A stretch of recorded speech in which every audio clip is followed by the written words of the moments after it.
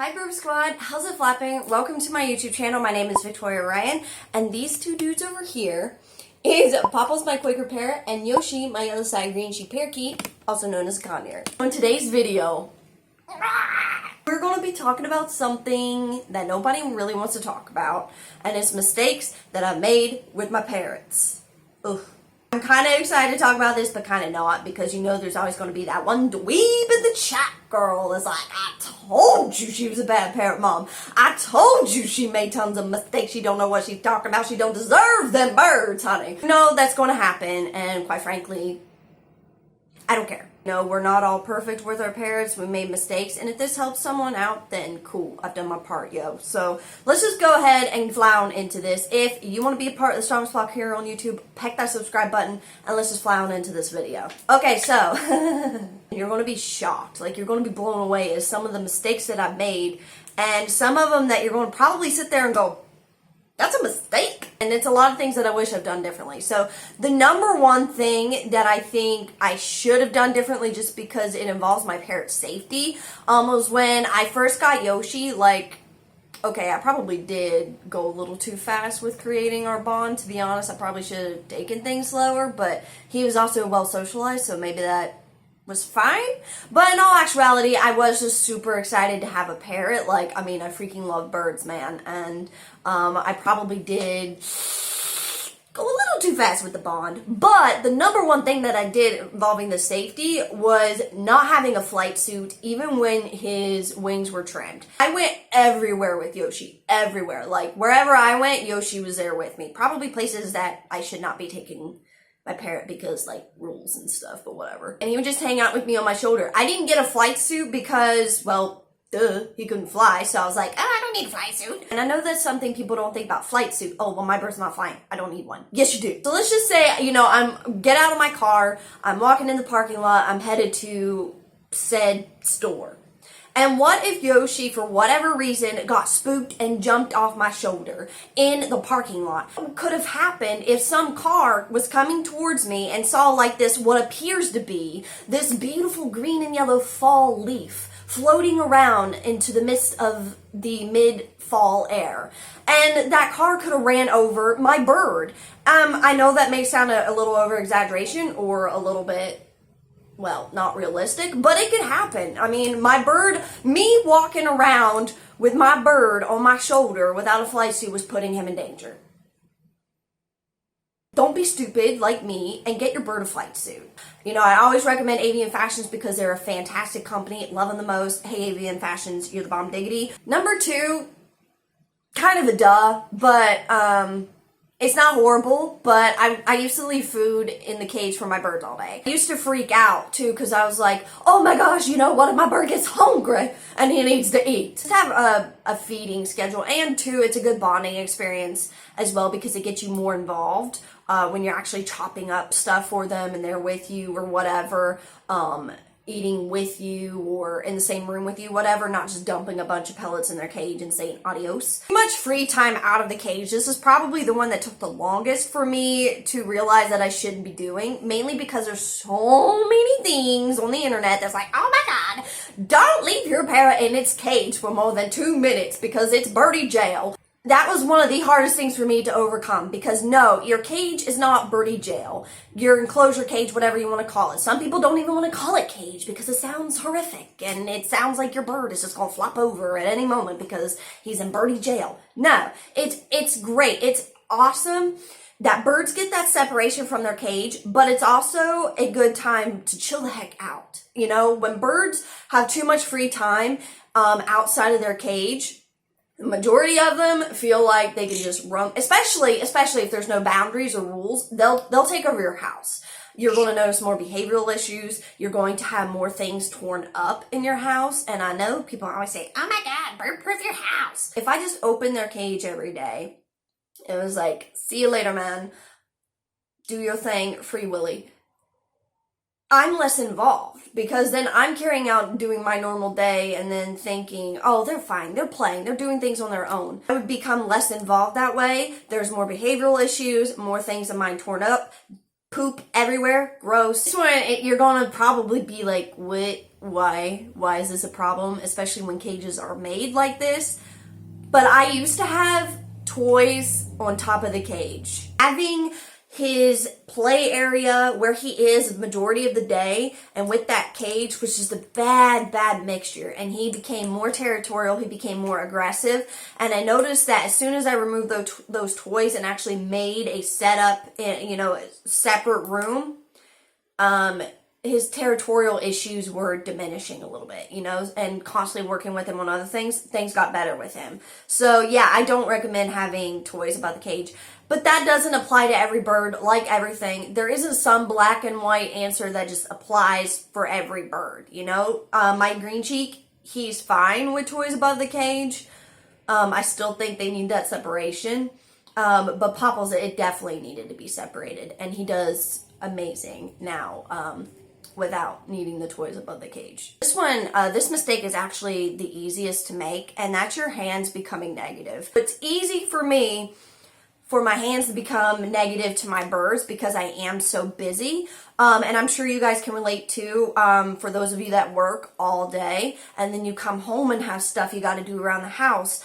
Kids, if you're at school, they come home, you got homework and this and that, you got your own set of responsibilities. So all of us live very busy lives. I don't know too many people that can just lay around on the couch all day eating fried Twinkies. There's not very many of us that have that luxury life. So life is busy, and it's super easy. Like if your bird wants to hang out with you and he's like, for whatever reason, in your hair, it's easy for your first reaction, even if you don't slap the bird across the head, if it's just like a little like, hey dude, get off.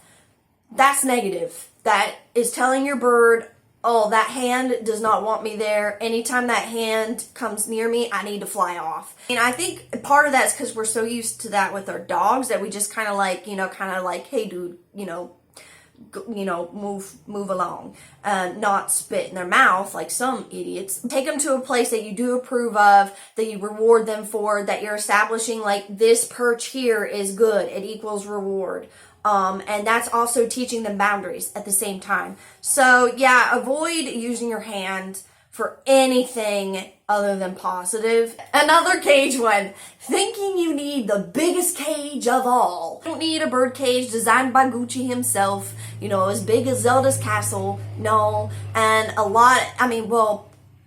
everywhere on the internet that I found is pretty much saying, get the biggest, tallest cage you can find. A lot of that depends on your lifestyle too. Like for me, since I'm home all day, they don't need the world's biggest cage. That's kind of stupid, really. And I know everywhere and a lot of breeders and rescue centers, all these people will tell you this, but to be honest, I don't agree with it. I don't think your parrot needs the world's biggest cage to be free and to be happy. My thought process with that is they need that separation from their cage, and if they have everything that they need in this one big old box of a thing, they're not going to want to come out. They have no need to. It's like, man, I can fly in here. I got toys. I got food. I got everything. Instead of just getting one really big cage, get two cages. One for sleeping that is smaller. It doesn't have a bunch of toys. The other one is their play cage for when you're gone all day, like for whenever Yoshi and Popples, when they need a play cage when I'm on vacation or whatever, or if I'm going into town for that day, I take them out of their sleeping cage and put them in a play cage. I need a rant channel. I am so sick of these people ignoring and passing off normal behavioral issues from birds as just part of their instincts, part of something that we just need to accept, and if we don't accept it, don't get a bird. Oh my god, this one drives me nuts. I have had bird breeders, parrot rescues, dweebs from the chat tell me that I should not have a bird because I don't like that he bites.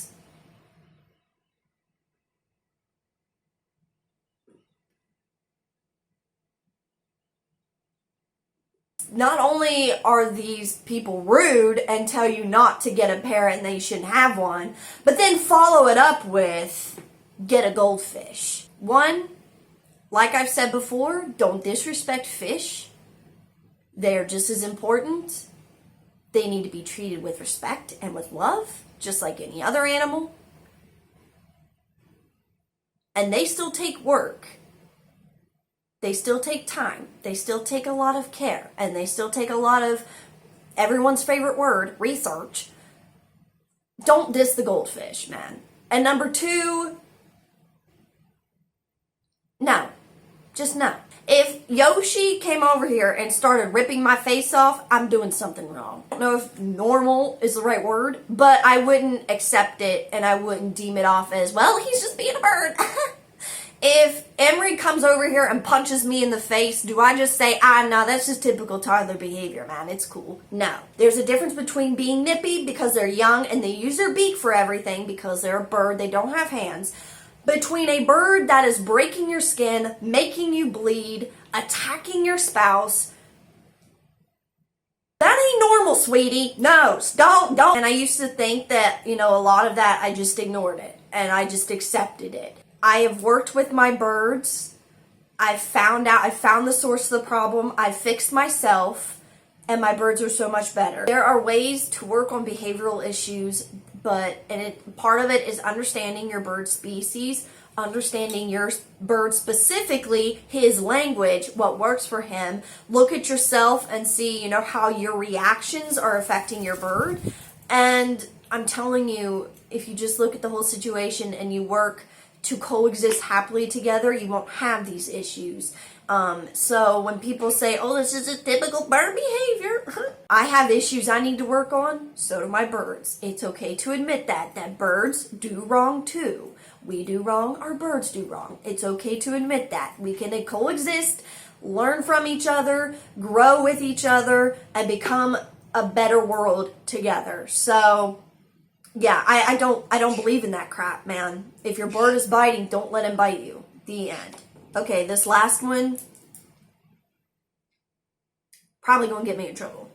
Trusting store employees, vets, YouTubers, and the internet. You're probably going, what? You were a YouTuber. I hate that word. What is the common denominator out of everyone that I mentioned in that list? We're human. We make mistakes. We are not all-knowing. We don't know every little thing with birds. Like Petco and all those chain ones. I don't know each and every store individually, but the majority of the ones that I've interacted with, the store employees are not hired to have this huge background with birds and needing a lot of experience with birds. I've had a negative experience, and I'm not saying that all of them are like that, but for someone that was new in the very beginning, when I went into my chain local pet store, I asked the store employee that worked in the bird department, I was like, hey, I'm working on, I'm looking into getting a green cheek. What stuff do you recommend? I'm starting to get everything ready. Instantly, I was given this horribly plasticky, like paint chipping off, little tiny bird cage for a finch. And then, I wouldn't even get my finch that, and a bag of seeds. Googling a lot of things that I Googled and I tried failed miserably with me and my birds. Horrible. Horrible. So you don't trust everything that's on the internet. You don't always trust every store employee and take their word for gold. Vets, I know they're certified. I know that they went to school for this stuff, but they're going to miss things. I've interacted with vets that took the lazy route, were in a hurry, recommended the things that they probably shouldn't recommend. Some are a little drug happy to where they feel like every bird needs a shot when that's not necessary. So there's some vets that you have to be careful with too. YouTubers, a lot of us didn't go to school for this at all. We're like self-taught or whatever the word is. And yeah, I hope that you can trust me and know that I look up this stuff and I try and I want to share my experiences with you guys. Probably thinking, well, okay, who do I trust then? I'm not trying to make the point of don't trust anyone because we're all horrible. No, I'm basically saying don't be a sheep. What Nick and I teach our kids, just because they have a badge doesn't mean that you trust every word they say. Just because they're holding the Bible doesn't mean that they got a relationship with God. And I know that sounds like deep, dark, and depressing, but I'm not saying it like, oh my God, walk around, don't trust anyone. We're all just evil people. I'm just saying, don't be a follower, don't be a sheep. Don't kiss my butt and believe everything that comes out of my mouth. Take it, listen to what I have to say, and then figure it out for yourself. Will it work for your lifestyle? Do you believe that this fits your bird? Because we're all human, and that's why it's important to hear what I say, hear what the vet says, hear what the store employee says, and form your own opinion. Don't be a sheep. Don't be a follower. It just so happens that everything that I've said has worked with your bird and you believe everything that I say. That's great. But I hope in the end, you're an independent thinker, and if there's something that I say, for whatever reason, I jump off the deep end and I say, y'all drink the Burb Kool-Aid and just let your birds out free and let them fly off into the sunset. I hope you would stop and be like, wait a minute. I like this chick, but this ain't normal. Have a mind, you know? God gave you a brain, use it. So anyway, that is pretty much it. Popples, do you have anything you would like to add?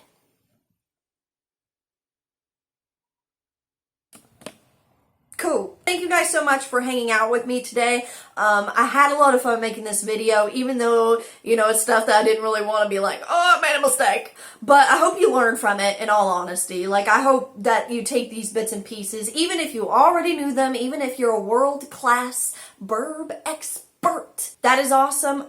More power to you. But we're all human, we're all learning, we're all trying to grow, we're all trying to do what's best for our parrots. So you guys made a certain mistake, as much as you probably hate to admit it.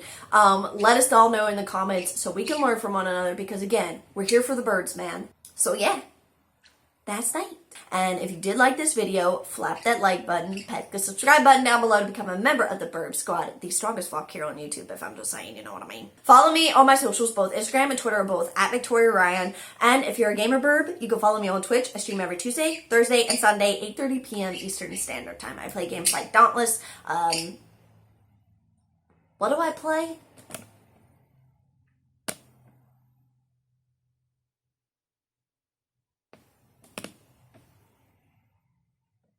I play Dauntless, I play Remnant, I play Paladins, I play all kinds of stuff. So you should find me on Twitch because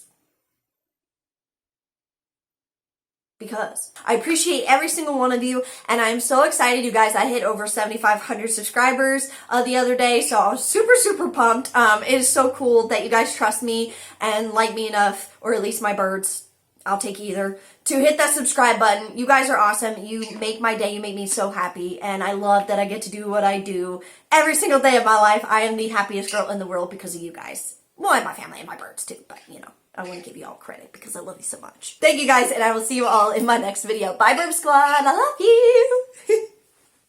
Say bye, Popples.